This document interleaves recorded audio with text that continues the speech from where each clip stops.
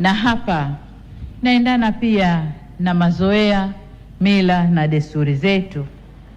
Kwa mfano, tulipokuwa tukipokea ripoti ya Tume ya Uchunguzi wa Matukio ya tarehe 29 Oktoba, walisema kwamba labda uzoefu, mila na desturi zetu kwa Tanzania ni nchi ya amani tu, ni nchi ya usalama tu, na kwamba vikitokea vitisho hatuvipi uzito wake.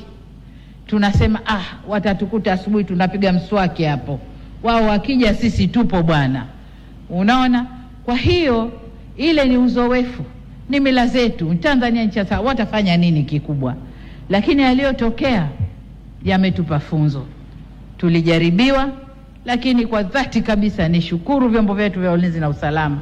Majaribio yale waliweza kuyaondoa kwa muda mfupi sana. Tulijaribiwa na yametupa mafunzo. Kwa tunataka kuona jeshi ambalo halidharau taarifa yoyote. Taarifa yoyote, kiashiria chochote cha hatari, kinafanyiwa kazi kwa haraka sana. Na haya yatafanikiwa iwapo jeshi letu litakuwa na ushirikiano wa karibu kabisa na mawasiliano ya karibu kabisa na vyombo vingine vya ulinzi na usalama katika kubadilishana taarifa za viashiria vya hatari. Wito wangu kwa jeshi la polisi